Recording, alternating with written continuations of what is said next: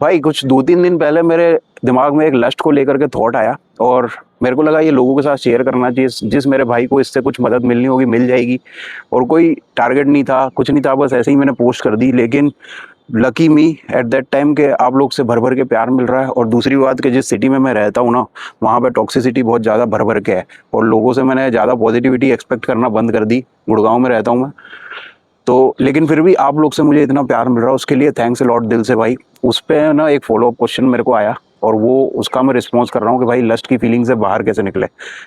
तो भाई इसका ऐसा है कि ये नेचर की प्रोग्रामिंग है, ठीक है। तो ये ऐसा कुछ नहीं है कि एक टास्क है जिसको आपने खत्म कर लिया और वहां से बाहर निकल जाओगे। ये कंटिन्यूस बनी रहने वाली फीलिंग है। लेकिन इस फीलिंग का सिम्टम ये है कि आप जितना ज़्यादा यहाँ से फ्री रहोगे और अपनी बॉडी में एनर्जीज बनी रहेंगी ना, उतना ज़्यादा ये आपको परेशान करेगी।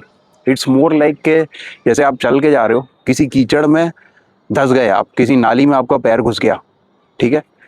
अब पैर घुस गया, अब हो सकता है या तो पूरे ही आप उसमें गिर जाओ या फिर सिर्फ पैर पैर घुसा और आप निकल आए किसी तरह। तो घर आके आपको क्या करना पड़ेगा? अगर सिर्फ पैर गंदा हुआ है तो आपको पैर धोने से काम चल जाएगा। लेकिन अगर आपका पूरा शरीर गंदा हो गया है तो आपको हो सकता है नहाना पड़े, आपके कपड़े आपको तुरंत धोने पड़े और हो सकता है तब भी बदबू बाहर ना निकले। ये वैसे ही है, फिर उस बदबू के साथ आपको काम करते रहना पड़ेगा।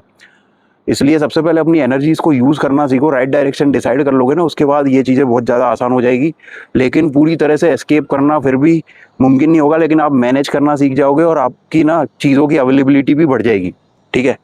वैसे तो ये सिस्टम को टैकल करने के लिए सोसाइटी ने डिज़ाइन की थी ये शादी वगैरह का कॉन्सेप्ट, लेकिन अब इसमें सरकार घुस रही है, समाज के कई तरह के लोग घुस रहे हैं, दल्लागिरी कर रहे हैं, बेसिकली चिल्ला रहे होते हैं कि भाई लड़की बचाओ, ये करो वो करो। लेकिन लड़कों की ज़िंदगी का क्या होगा? क्या वो बस कट के ड्रम में पैक होने के लिए या पहाड़ों से कोई धक्का दे दे इस काम के लिए है क्या?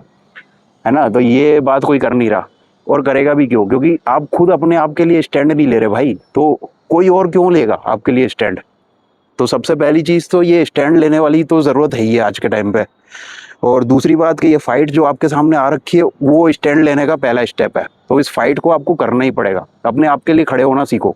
जहाँ पे आपके रिस्पेक्ट को डैमेज हो रहा है या आपको फिजिकली डैमेज हो रहा है या फिर फाइनेंशियली डैमेज हो रहा है, उन जगहों से बचो। यही सबसे पहला काम है।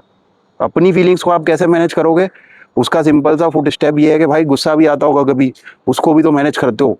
बॉस के सामने आता होगा, कहीं कुछ आता होगा, या फिर कोई क्रेविंग्स होती होंगी, किसी को मीठा खाने का शौक होता होगा, किसी को तला चुपड़ा खाने का शौक होता होगा, उसको भी मैनेज करते हो। अगर बीमारी आ पड़ी है तो कैसे करते हो? अपने मन को दबाते हो भाई। थोड़ा बहुत तो करना पड़ेगा क्योंकि फाइट है ये। इट्स लाइक ए वॉर, जहाँ पे आपकी कोई सुनवाई नहीं है।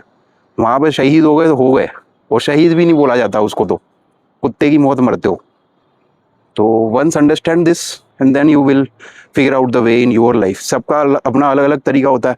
कोई म्यूज़िक सुन के टाइम निकाल लेता है जब क्रेविंग हिट करती है, कोई कुछ करता है, ज़्यादा से ज़्यादा हॉबीज़ परस्यू करते हैं। जैसे मेरा है स्पोर्ट्स का चैनल, मैं अपना स्पोर्ट्स के थ्रू अपनी एनर्जीज़ को एक्सप्रेस करता हूँ।